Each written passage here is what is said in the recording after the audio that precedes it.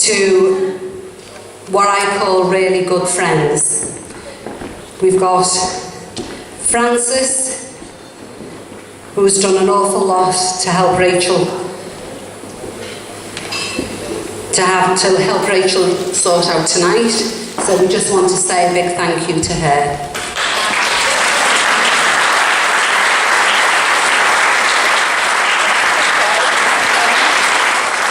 And for my busy mate, who's Inspector Clouseau, who investigates everything for us when we need her, I want to say a big thank you to her, and it's my busy mate, Anne.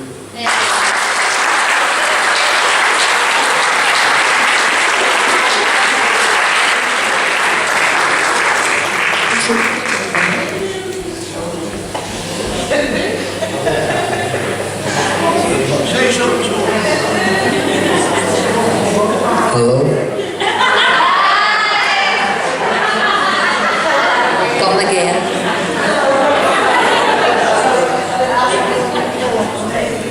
I also want to thank some young girls who I've known since they were knee-high.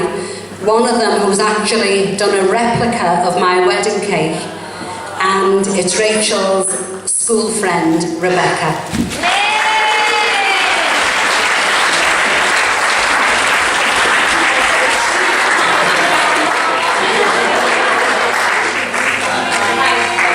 And not forgetting, of course, her other two close friends, because they've all been friends from school. They've also worked hard with Rachel, so a big thank you to Helen and Catherine.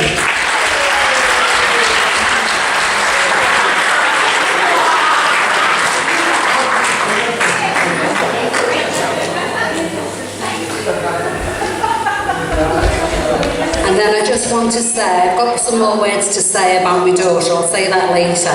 But just once again, so we don't leave her out, because she's terribly jealous if she gets left out. So we'll say a big thank you to our lovely daughter, Rachel.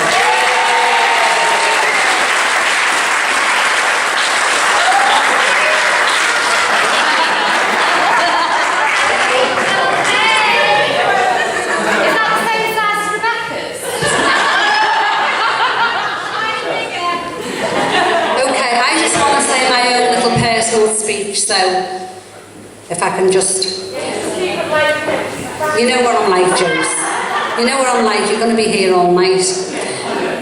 Well, I'm starting where do I start? Well, it all began in '69, as you would have seen on the video, when our friends John and Sandra started talking about their wedding plans. I was going to be chief bridesmaid, and John had decided to have his mate from work as his best man.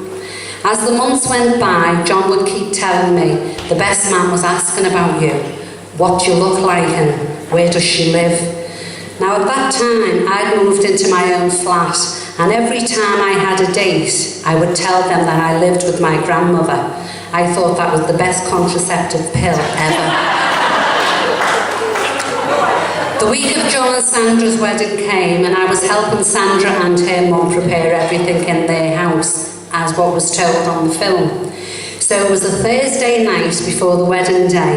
I had my rollers in, as we did then, and was up the ladder cleaning the windows when John walked in, telling me he had brought the best man to see me. You'll never guess who it was. Tony Mac, of course. I nearly died when I turned round. He was so handsome. No, honestly, he was.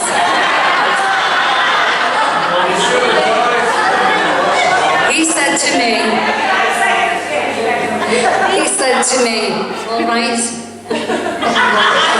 I replied, yeah. Turned back around and continued with the windows. That was the beginning of the end. John and Sandra's wedding came, and my intention that day was to get back with an old flame that was playing in the group that night.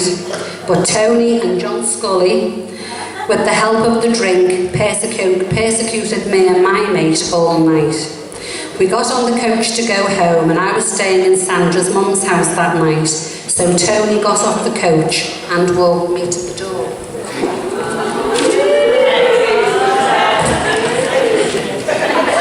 We started talking about ourselves and both discovered we had no parents. So that was a bit of a coincidence, I thought.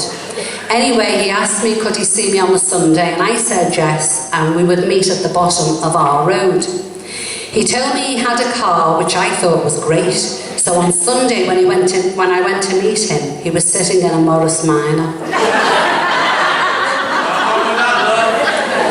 We went to St Mary's Social Club in Kirby, and by the end of the night, when we arrived back to my road, he asked could he come up for a coffee, to which I replied, "You can't, because my grandmother will be waiting up for me." He said, "I thought you lived on your own. John told me." I couldn't believe it, my secret was out. He then said, "I realise why you've told me that. It's okay, but can I see you again?" So I thought, well, that was nice of him to say that. So I did invite him up for a coffee. He sat on the couch and I sat on the chair. That was the beginning of a happy, loving, although hard at times, memorable life with the man of my dreams. Tony has always been a family man, hard-working, loving and a protective husband and father. I have always called him Charlie Drake, due to the fact that throughout our marriage, as you start to climb the ladder of success, I would ask for this, can we have that? And all he ever said was, "Rita, I'm only a working man." And that is exactly what Tony is, and what you see is what you get. No airs or graces, a private man who hurts if I hurt.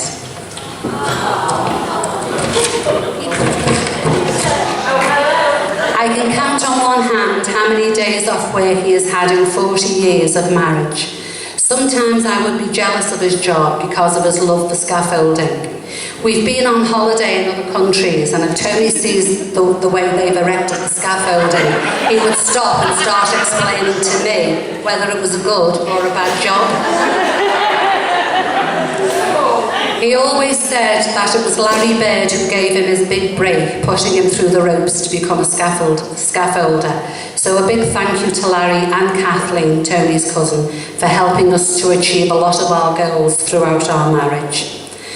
Tony has never forgotten his roots, being brought up in the south end of Liverpool up to the age of 7, and then moving to the north end after the death of his mother. He and his sister Patsy were then looked after by their Auntie Mary and Uncle John, who had already raised their children, and then they took on a 7 and a 5-year-old.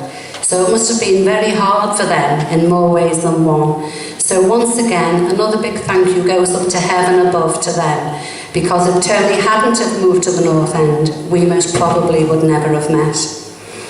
I finally want to say to my beau how we have grown throughout our 40 years together. No man could ever have given me the love and devotion, the respect, the grounding, the romance and the life we've had.